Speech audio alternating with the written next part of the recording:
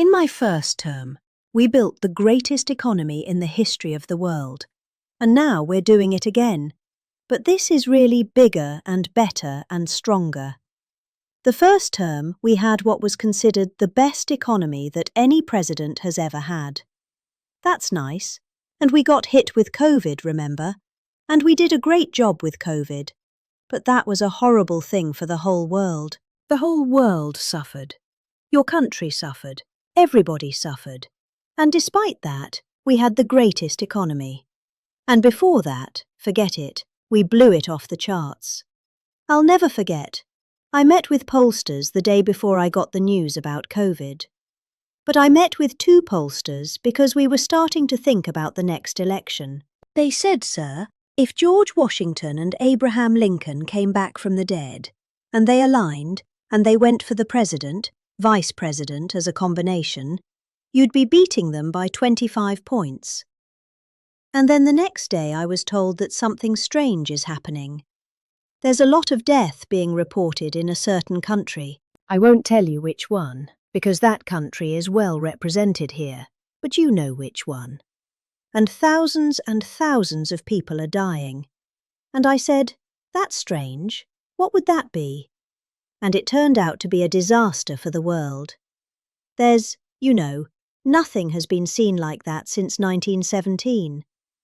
I always thought that when I heard, pandemic or anything, you want to call it, but I always thought that was like an ancient phenomena, that could never happen in modern times. But it did. But we did a great job with all of the things that we did, with the vaccines, with so many of the drugs that we came up with, making you better. Regeneron, as an example. Regeneron was fantastic. I give them great credit for what they did, but we did great. And then we started doing the gowns and the masks and the goggles and the ventilators. We were sending ventilators all over the world. We became the king of ventilators. But what a period of time that was for all of us. But despite that, we had the greatest economy in the history of We had the greatest economy in the history of the world. And I'll tell you, it was an amazing time. But this looks like it's going to be blowing it away. Because when these plants which are being built now, and many are going to be started very shortly, but when they open, we're going to see numbers the likes of which nobody's ever seen before. And in some cases you're building extremely complex plants. You're building plants to make computers and to make telephones, to make a lot of different things, missiles. But you're building plants that make things that are very, very detailed, and you have to have great knowledge. And you're coming here, and you find if we don't have people that did that before, we are allowing you, and I may take a little heat. I always take a little heat from my people, the people that love me and the people that I love. They happen to be toward the right of centre, toward the right. Sometimes they're way right. But if you have to bring people to get those plants opened, we want you to do that. And we want those people to teach our people how to make computer chips and how to make other things. You can't come in, and I'm explaining. You can't come in, open up a massive computer chip factory for billions and billions of dollars, like is being done in Arizona, and think you're going to hire people off an unemployment line to run it.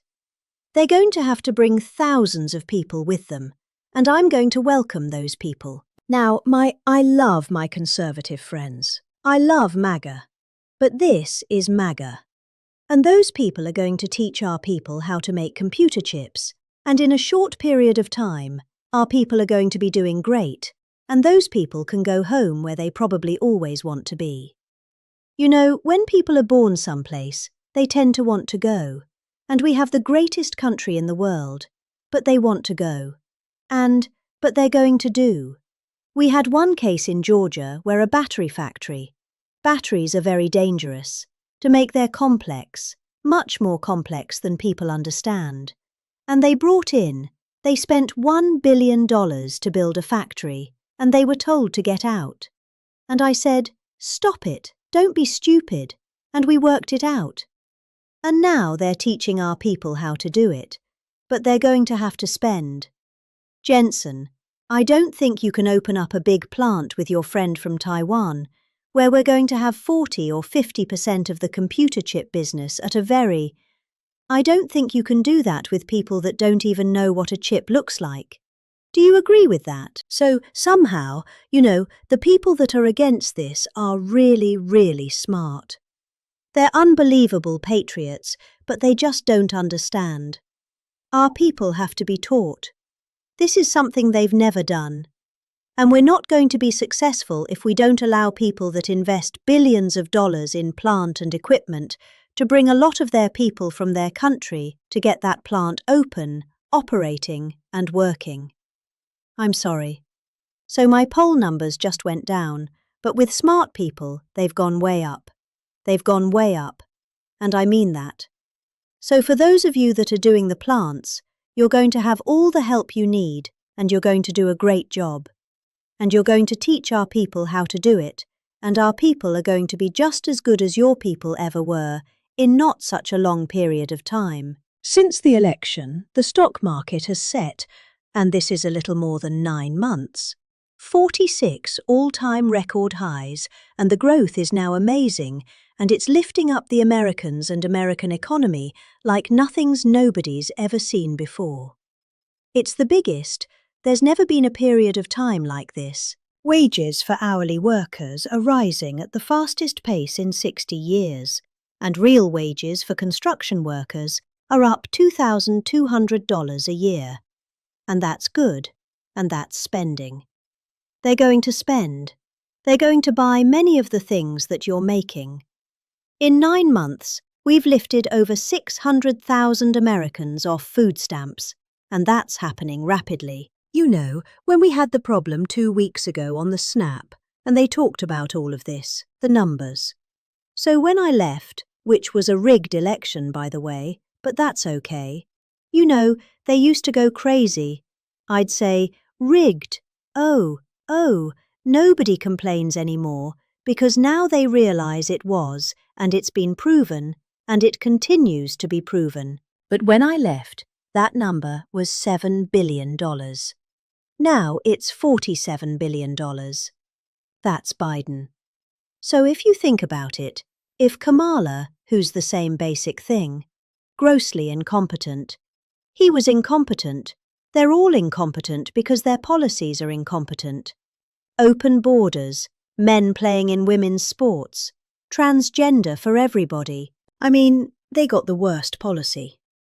I don't talk about it too much, because if I talk about it, they might change. So no, I don't talk about it. I tell people, don't talk about it. Wait till 2 weeks before the election and hit the hell out of them, right? We talked about that, right, Elon? I said, we wait 2 weeks before. It's almost like you're in a war. Don't shoot yet. Don't shoot. Hold your fire. The enemy's rushing. Hold your fire. Don't shoot. Okay, now you can go. 2 weeks before. But I watched a guy the other day, a congressman fighting for men playing in women's sports, and the new weightlifting record for a certain weight was just set. The man was 119 pounds higher than a woman champion, who was a phenomenal champion, beat her by 119, and he was an average lifter prior to transitioning. A lot of the Saudis are sitting here saying, what the hell is he talking about? Transition. They don't do a lot of transitioning. They're sitting here, the Saudis are saying, what is he talking about? They're saying, what do you mean women are playing against men? No, that doesn't happen, does it? Yeah, it does. These people are crazy. 1.9 million more American-born workers are employed today, think of that, than when I took office. So we picked up almost 2 million workers, and more Americans are now working, as I said, than at any time in the history of our country. Under Biden, 1 out of every 4 new jobs went to increase the size of the federal government. So in other words, 1 out of 4 was a federal worker. Well, I love our federal workers, but that's not the way you can build a country. It's a short road to a disaster. Under my administration, 100%, think of that, of all new jobs created came out of the private sector. In fact, the federal government, we cut thousands and hundreds of thousands of jobs out of the federal government. Now, if I wanted to do something for purely political reasons, I'd say, Susie, let's hire a couple of million federal workers. And you know what would happen? Unemployment is unbelievable. We don't do that. They did that. They used to hire workers in order to fudge up the numbers, the federal workers. By the way, Susie Wiles, most powerful woman anywhere in the world, by the biggest, most important magazine. Susie Wiles, she had her father, Pat Summerall, the great announcer at football. He was a great football player, became an even greater, the voice of the NFL. And he was supposed to be a tough cookie, and I believe it 100%. Most powerful woman in the world. She can take out a country, destroy, take out a country with one phone call. That's power. I don't know if I could do that, but she could. Thank you, Susie. Do you feel good about the job you're doing? She's never going to be satisfied. She's doing a great job. We're also making incredible strides to make America affordable again. That's a new word that they're using. Affordability. They talk of affordable. They had the worst inflation in history. They had the highest prices in history. The country was going to hell. The only thing that we're going up in is our stock market, okay? The only price that we really have, we're bringing prices down, but they came up with a new word, affordability. And they look at we are all about affordability, and everyone assumes that that meant that, no, their prices were high. If you look at the numbers since I took office, core inflation is now below 2.7%. It was at numbers that nobody had ever seen before with them. Walmart just announced that the cost of their standard Thanksgiving meal is reduced by 25% this year from last year. So they make look, the Democrats, I don't know, some of you are probably liberal Democrats. I don't know about in your country. I don't know if you know that word, liberal. The word liberal doesn't exist, but they have a new word now. You can't use liberal. You have to use the word progressive, and I don't like using it. It's a beautiful word, progressive. Progressive. That's not them. They're regressive. No, they're regressive. Think of it. So if I don't get in, we have $2,020 trillion. Let's say she gets in. Instead of $20 trillion, you'd lose $10 trillion, and your welfare and other benefits would go up by 30%. Look at Snap. Look at what happened there, from 7 million to 47. From 7 billion to 47 billion. It would be that. So we would lose business. Countries and companies and people would. They would flee our country. They would flee, and all of the other things would go up. And others would end up with a shell of a country, and I'm being nice when I use the word shell. This country would have been in big trouble. And I don't want to get him in trouble, but that gentleman right there, the most respected man in the room, that's today because we're here. Most respected. I have to say that. Don't worry. When I'm with other countries and the leader sitting here, I say the same about them, don't worry. Don't get carried away. No, the most respected, one of the great leaders. He told me when I was in his country, he said, and I use it all the time. Sometimes I refer to him because I have great respect for him. I figure it sells better. But he said exactly these words. He said, "It's amazing what you've done. 1 year ago, your country was dead, and now you've got the hottest country in the world." You were the first one that said that, and I've used your name hundreds of times. I'll use your name. I say that King of Saudi Arabia said, but anyway, but it's true. We were a country that was in really bad trouble. We were a country that would have been dead, I believe, within a year or 2 years after the election. We were headed in a very bad direction, and now we're headed in the best direction I think that we've ever been headed. According to the USDA, Turkey is down, think of that, 33%. And I'm not talking about the country of Turkey. He's doing fine. Erdogan is doing good. Just want to, I don't want him calling me. I'm not down 33%. He's a friend of ours. We've got to take care of our friends. Since March, egg prices are down 86%. 86%. Many other prices are down in a similar number. When I first came into office, my first 3 days, I had a news conference, and they started screaming at me. Those people, that's a lot of people back there. Look at all the fake news. They started screaming at me, eggs, eggs. I didn't know anything about it. I said, what's going on with eggs? They're up quadruple. I said, I've only been here for 3 days, and we'll work on it. And we got them down very substantially. They said, don't buy eggs for Easter. At the White House, we have an Easter egg hunt. We buy thousands of eggs, and people come from all over, thousands. They asked me, sir, would it be possible this year to buy plastic eggs? I said, I'm not buying plastic eggs. The kids are going to pick up an egg. They'll go, what the hell kind of an egg is this? And we bought maximum number of eggs, and we got the prices. Brooke Rollins did a great job, Department of Agriculture. She did a fantastic job, and eggs are way down now. Mortgage rates are down despite the Fed. I mean, Scott, you've got to work in this guy. He's got some real mental problems. No, there's something wrong with him. It's just, I'll be honest, I'd love to fire his ass. He should be fired. The guy's grossly incompetent, and he should be sued for spending $4 billion to build a little building. I'm building a ballroom that's going to cost a tiny fraction of that, and it's bigger than the whole thing put together. You've got to work on him, Scott. The only thing Scott's blowing it on is the Fed. Because the Fed, the rates are too high, Scott. And if you don't get it fixed fast, I'm going to fire your ass. Okay? I can't tell you, Scott, sir, don't fire him. Here's Scott, sir, please don't fire him.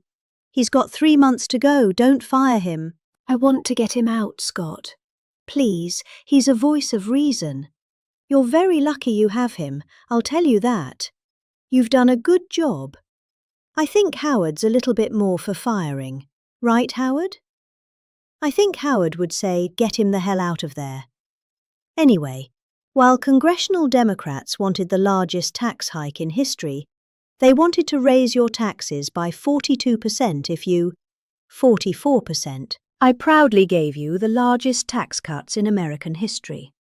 Don't forget, the great big beautiful bill doesn't kick in until January 1st. So all these numbers that you're reading about, all these great numbers, that's without the tax cuts. The tax cuts take effect on January 1st, and that's no tax on tips, no tax on overtime, and no tax on Social Security for our great seniors. Even people that go buy a car, they've never had this. You know, middle-income people don't know what the word deduction is. They don't know. This room, they live on deductions. Me too. How much of a deduction do I get? We all live on it. Middle-income people. They don't know about it. They don't really have deductions. Even people that go buy a car, they've never had this. You know, middle-income people don't know what the word deduction is. They don't know. This room, they live on deductions. Me too. How much of a deduction do I get? We all live on it. Middle-income people, they don't know about it. They don't really have deductions. We're giving them a deduction on the interest if they buy one of a nice Tesla car and they borrow the money. You're so lucky I'm with you, Elon. I'll tell you, you are. Has he ever thanked me properly? Although I do let them buy other than electric cars, but these are minor details. You know, we had a mandate, which even Elon thought was ridiculous, that everybody has to have an electric car by 2030. And once, fortunately, he said that's a ridiculous thing. So I keep quoting, but I'm giving them a deduction. Now, Elon would like to have it differently. A deduction only if you buy a Tesla, right? But we'll let it be for everybody. But think of it, you get a deduction on the loan, on your interest payment. I think that's going to be an unbelievable boon to car sales. I think it's one of the biggest things, and we'll see.